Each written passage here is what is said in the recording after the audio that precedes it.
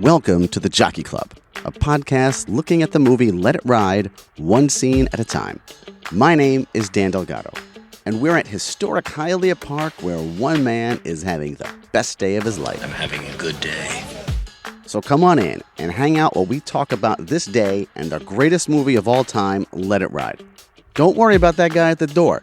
I've got you covered. You can even take my seat to the Jockey Club.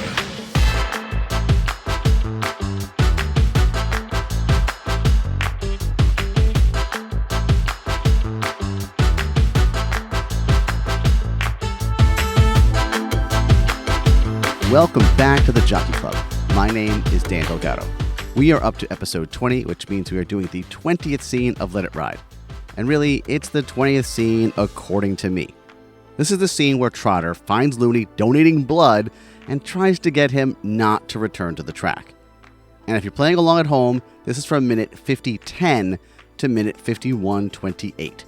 And joining me at my usual table is Eric Delgado, my usual guest, a gambler himself, and the person I saw Let It Ride with a million years ago. So now let's head on up to the Jockey Club, where we'll be discussing Looney's potential psychological issues, betting on familiar names, and the 20th scene of Let It Ride. You know what's funny?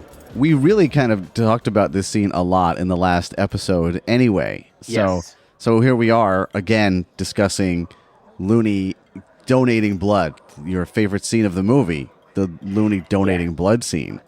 Yes. All right, so just to give the context, so Trotter is looking for Looney. He's heard that he is donating blood, and so now he's walking into what cannot be the most hygienic place to donate blood. Like, it doesn't look particularly... You a real jerk. it doesn't look particularly clean in this place, does it? Wow. No, I was thinking... I know. I've been trying to decide, as I've seen the scene way too many times. The place looks so authentic. Yeah, it does. But like you said, it also looks disgusting. Yeah. And I was thinking, all right, it's the 80s. Lots of things look disgusting. And in particular is the pillow that he uses. That looked like it had to be the real thing. It's like one of these. I remember these. They've got some kind of foam in them, but they're encased in like vinyl, so that I imagine they're just real easy to wipe off. Oh, okay, the next sure. Person comes in, so you put your head on that, it's either gonna feel like slimy or cold. It doesn't feel anything like a pillow you'd want. It's just soft. Right. But if your back of your head going on that thing, it's like it's got to be disgusting. And of course, it's all misshapen. So I'm like, that looks like a blood donation, bloodmobile pillow that you might get. Everything else, though, looks like Hogan's Heroes. Looks like Stalag 17. Yeah. It's very MASH. Yeah, absolutely. Yeah, it's all drab colors. Yes, it is. Oh, yeah. It looks like a truly depressing place. And I'll tell you, here's one thing that I get from this scene. If I were to just show someone this scene, and I didn't show them anything else from the movie, you just watch this scene. And so here's Looney. He's donating blood. Trotter's looking for him. He finds him. And, he's smoking a cigarette, holding the racing form while he's donating the blood. Trotter is telling him, Lufkin is looking for you. Don't go back to the track. Looney tells him, dead men can't pay up. I can't believe you screwed me. Like, just think about this in the entirety of this scene, right? Yes. And then Looney has this amazing little sequence where he tells you, I lost $50 on the same name as my cat. In the 7th is one same name as my apartment, which is same name as my apartment, which is hilarious. And then he says, "I love going. I'm going. I'm going back." Right? If I took this scene, showed it to someone who doesn't know the movie, does this play out as some sort of sad gambling drama? Absolutely. Right? Like absolutely. This scene, yes. It is funny. His line about that there's one the same name as his apartment is very funny, right? Yes. But at the same time, the way that it's played, which they're both playing it very straight, it really comes across like it's the gambling version of Clean and Sober in this scene. you wouldn't believe, right, if you told somebody this is from some harebrained comedy.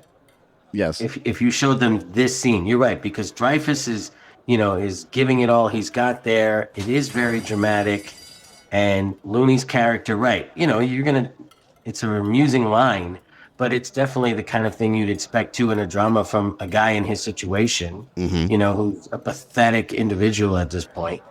Yeah, there's nothing. I would almost be like, yeah, I don't want to watch the rest of this depressing whatever's happening here. Right. It's horrible. The guy's giving blood at the time. He's giving blood at the time, and then he's Yeah. telling you, I'm going back to the track after this because That's it's the worst great. part. Yeah, I'm Yeah. going back.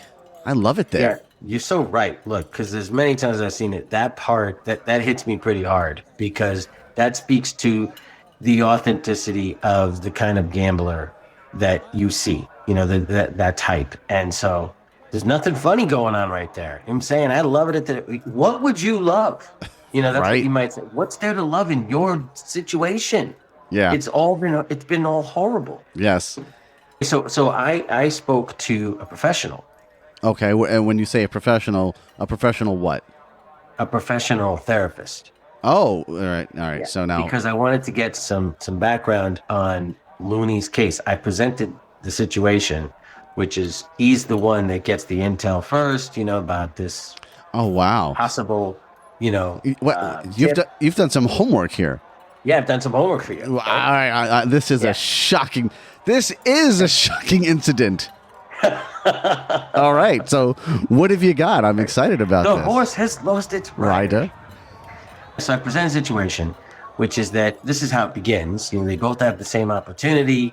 Jay sees it one way, he sees it another way. They both still have a chance to make the bet. The other guy intends to bet, and he intentionally doesn't bet on the bet. Would seem to be the one that fell in your lap. It's baffling. Right. So it goes to that level. It's not even like he goes, I abstain, I'm not getting involved. He goes and makes a different bet against the information. And then when it all turns out to be the right thing, then he's resentful against Jay and holds Jay responsible to this point here.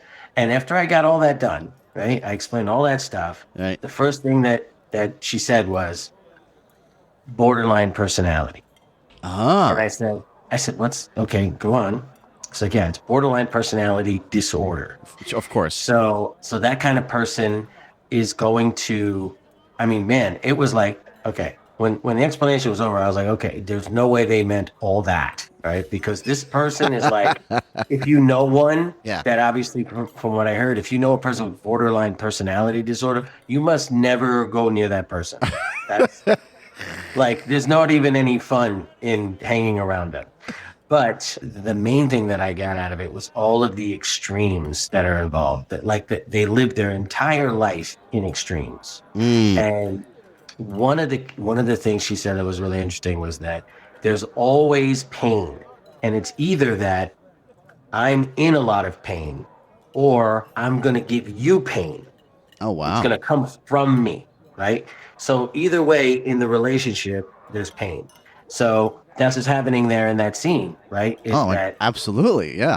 Right? This is good he's intel. Giving it out, Yeah. and he's saying, I'm in it, right? So I'm just going to surround you with pain. And of course, it was entirely unnecessary. She said also what can happen is that you get these huge sweeps of emotion from them, right? So they can also be really, really, really high, and then, bipolar is a symptom, it comes from this. Yeah. So those kind of huge swings in the relationship.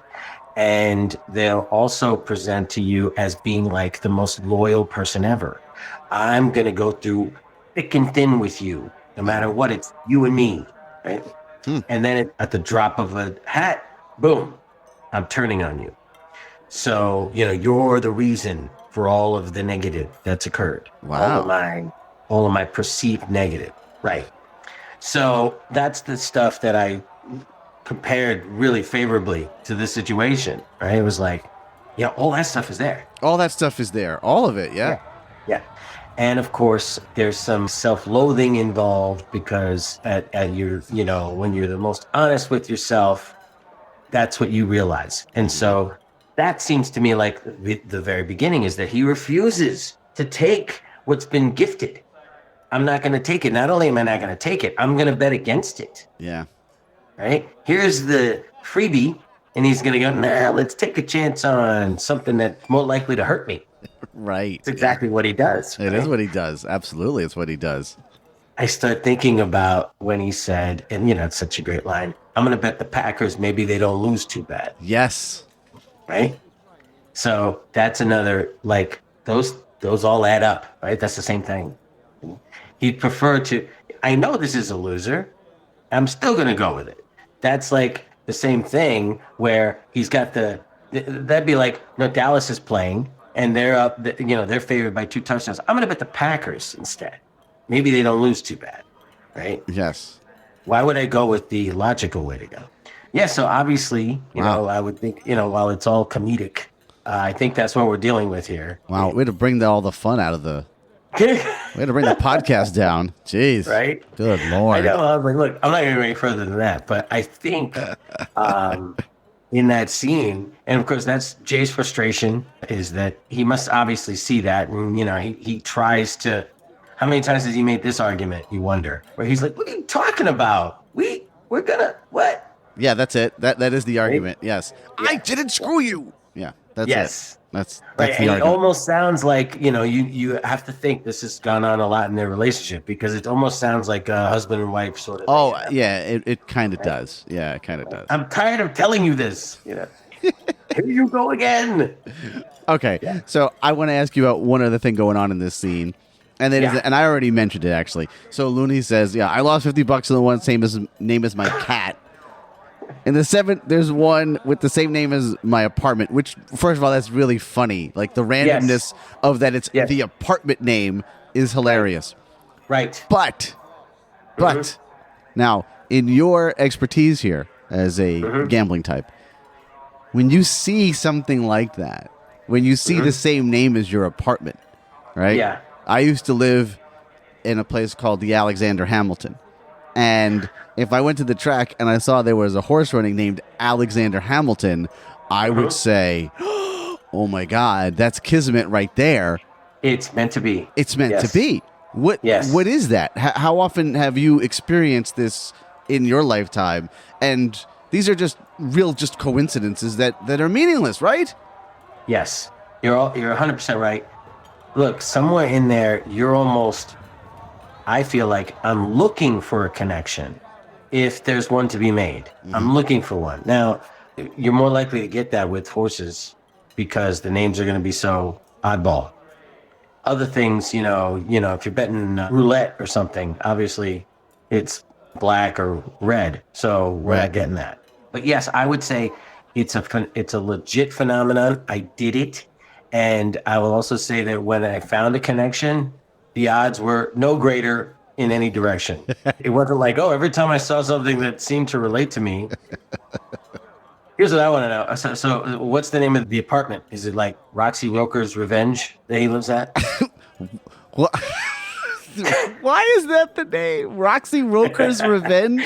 Why? That's where I live, at Roxy Roker's Revenge. I don't know where you come up with that. That just came out. It came out. It was illiterate. Boom. Oh, I see. I don't know why. But yeah. So what is the name? Because you made a pretty good one. Alexander Hamilton. Yeah. Possible. You could almost see that. But it is hilarious that he picks apartment, because I can say I never found that connection. However, I know I've told you this. Yeah. That because of the movie, because of Let It Ride, I used to start betting very specifically 472 as a combination, because it turned out that I ended up my first apartment. That was my address. Oh, wow. Okay. It was 472 Lock Road. So you're looking for the numbers. Right. So when it happens, and again, I don't pick that, but when that happens, 472 is already, because of Let It Ride, I almost like it's a tradition that I am at that point. After that, I'm betting that number. Okay. Okay. I'll throw that in as a $2 box, or something like that. And you never, and I'll say I have no idea what my stats were on that, but I would just do it, right? It sort of became a lucky combination. Then I move, and that's what they give me. And I'm like, Whoa. Wait, you got four. Wait, you moved to 2 different places with 472? No. Before I'm betting it because of the movie, and then when I move, then I get 472. Oh, I'm so dumb. I After get the it now. movie. I get it now. Oh wow. So I'm like, whoa. Yeah, I would be doing the same thing. I'd be doing the same Right? thing. This is destiny. It is. I'm gonna take the rent and bring it down to Gulfstream. Right. The exact rent. You have to take every bit of the rent because it came from, So I'm you gonna have to take whatever that is. everything I got. Thing you've got. I'm going to take all of my $725, which I don't remember why, but you were amazed that was my rent. That You thought that was high? 725? Yeah, you thought it was high. Wait, what year is this? 1990, And this is 1989. what? How? All right, and this is in Deerfield, Yeah. Deerfield Beach, Florida. Yeah. Mm-hmm. 2 bedrooms. Yeah, 2 bedrooms. Yeah, that feels high. Yeah, that's rough. That's rough that you would say that. That feels a little high. I mean, They were the high-end honestly, apartment. I'm living at home at that time. So Yes, what do I know? Right, you're right. But now I'm also only paying, half, right? Because I have a roommate. Yeah. Okay.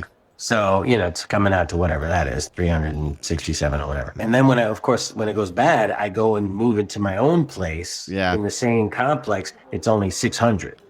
Oh, is that a 1? It's a 1-bedroom. Yeah. Okay. Right. Yeah, but that place was nice. It was nice. Yeah. What was the number that you got? So you had to give up the nice number. And you're right. You had to give I up did. the number of destiny. You're right. Do you know what that second number was? I'm trying to think. I don't think I'll remember it. Yeah. I don't think I'll remember it. All right, so other line that I think is great as Looney's last line as he's walking out, as Trotter is the nurse comes in because they're arguing and kicks him out. Trotter leaves, right? Yeah. And as he's leaving, he says, "Give my regards to those new pals at that whorehouse you're sitting at," which is it's such a mean, like it feels low. It feels like such a harsh blow.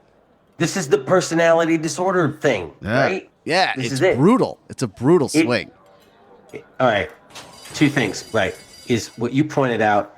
And also, it's like, wow, he's incredibly well-informed again on something that we've seen no connection to. Everybody knows that Trotter's in the Jockey Club. Everybody knows. Yeah, it's it's a Pitka, like, mystique kind of thing. It's like the universe that this is in, where just everybody knows everything all the time. Right. Not only does he know that he's in there, but he knows how it's going in there, right? That he's in there already, like, integrating. Yeah. How would he know that, right? Because we know exactly when he says that, it's exactly what is happening. And of course, if you want to take the dimmest view of it, that's what you might say, right? Because there's all kinds of whores around trying to get you. Yeah. Your version of the Looney there almost sounded like Mo. Now that I think about it. Oh, I think all of my I didn't even realize that I did a voice. Did I do a voice? You did. Oh yeah. Do it again. Do the line again. Give my regards to those new pals at that whorehouse you're sitting in. Give my regards to those new pals of yours at that whorehouse where you're sitting. Yeah, that's my Looney right there. That was it. That's your Looney and Mo combo. Yeah, it's a little Mo Sislak. Yeah. Definitely is. It's a Mo in it. All right, so end of the scene.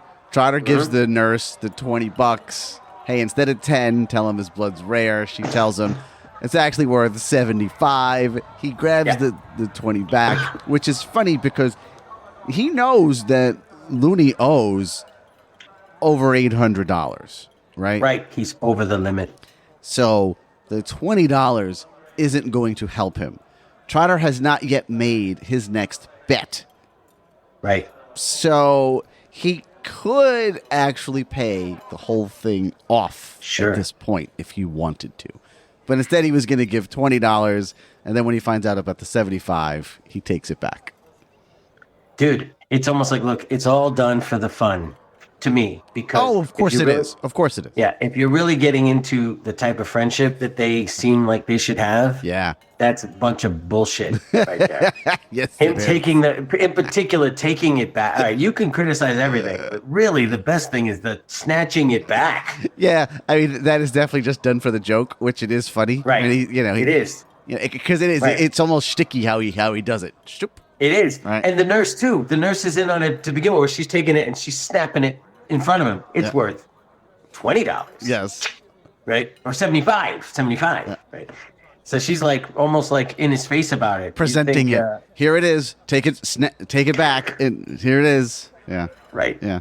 Right. And what happened to client-patient confidentiality?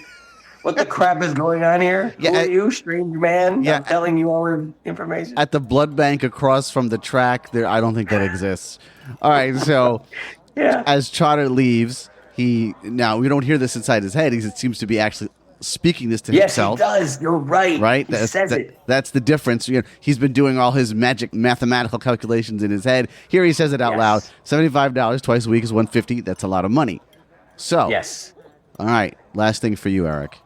Mm-hmm. How often can you donate blood? All right, we've talked about this, and I don't know. I have an answer. But I do know. Okay, good. I was hoping you did. But I've heard along the way something like somewhere between, I guess, at the most frequent, because that's probably the only time I've heard twice a week. Twice a week. Yeah, that's a lot. Right. So that's 8 times a month. So I'm going to say it's somewhere between 2 and 8 times a month, but I don't know. That's my thought. This is over the years, information, stuff I've heard over the years. Okay. Somewhere between 2 and 8 times a month. Okay. All right. So now you have to understand what I'm giving you is the 2020 standard. And so in the state of Florida, where this movie takes place, you can donate blood every 56 days. I knew you were going to say something crazy. Yeah. Now, one time every 56, so it's every other month, basically. Yeah. Now, if you 6 times a year. If you're donating plasma, you can donate every 28 days. Oh, let me tell you, that makes sense because somewhere along the way, that was something I heard. There was somebody, I can't tell you who, just because I can't remember. There was somebody in my orbit that did this because they had some special plasma or something, and I remember them doing it once a month, and it was like lucrative. That's where the money is in the plasma. Yeah, like it was flat out. So, what do you know about Oh, I don't know. I have no idea. Oh, okay. I have no idea. I know you get more for the plasma, though. I know. Right. I remember it being like, oh my gosh, that's better than a part-time job. Whatever it was. And of course, I still thought to myself, never in my life. But yeah, even to the point, who is this person? They had, I think I might have mentioned this. They almost they had like a permanent little spot. Like I don't want to get into it too much, but like a permanent hole that they were constantly going to. Dabba do. I see. Okay. Yeah. Whoever this was like, yep, and it just, and I show up and I get my grand or whatever it is. It was like, wow. In another life, they just plug it right into the outlet that they have installed on this person. For the Lord of Jiminy's. Let her rip. I'm not looking at it. All right, yeah, so that makes all kinds of sense. So they were stretching the truth there, is what you're telling me. Oh, well, that's at least 2020 standard. Well, that's what Trotter was thinking, so I can't imagine we're going to go with what Trotter knows about donating blood to be accurate. Although, who knows? It seems so low. 2010, whatever, these numbers are terrible. Yeah, exactly. We've talked about $20. Nothing. Yeah, at the time, you could go out, because he's implying that it's $10 for the regular Joe. Yep. Right? So you could go out and work 2 hours of regular labor and get the same amount of money as it is to give 10% of your blood. Really? That's what we value blood at? So I think even must not be right. In 1989, Stan. They're making the whole thing up. All right, so the U.S. FDA regulations state the maximum frequency for plasma donation is once in a 2-day period and no more than twice in a 7-day period. So now these are federal standards. Okay. Damn. Yeah, that's right. Now you're getting into something. Yeah, I may need to call this friend up. Apparently, you can get as much as Probably done well for themselves. You can get as much as $1,000. You can. Well, it says make over $1,000 in a month. So I don't know how often are you doing? How often are you going? Now that's the thing. If you're going every other day, now you're yeah. Because how do you feel when that's over? Oh.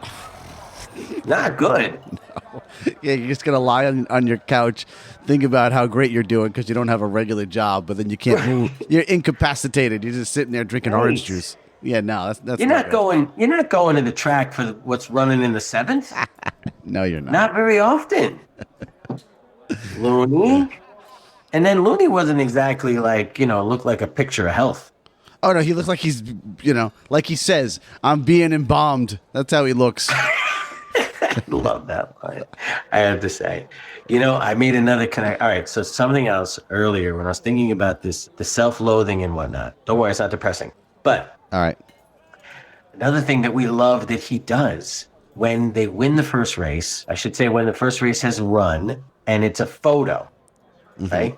So Jay's doing what when that happens? Is it a photo? Yeah, Right. freaking out. And then we're waiting. And so what's Jay's demeanor? Misery. Absolute Right. misery. Yes. Right. And so Looney, in the misery, comes over and brings him some Nice beer. nice beer. Have some nice beer. Right? Yeah, Okay. Looney is absolutely a friend in need at that moment.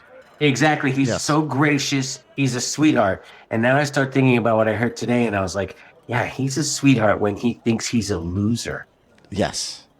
Right? Yes. If he'd won, is he offering him a beer at that time? It's No. probably- No, no. you It's ran like, off and oh. you ran off Right. and you screwed me. Yeah. Yes. He's already lost his Junebug bet. And so now he's like, oh, it's very likely you lost your bet too. Yeah. So here, let's have some beer together. Yes. That's all. That just all brought all that back. I was like, yeah, they are pretty consistent with his psychological issues.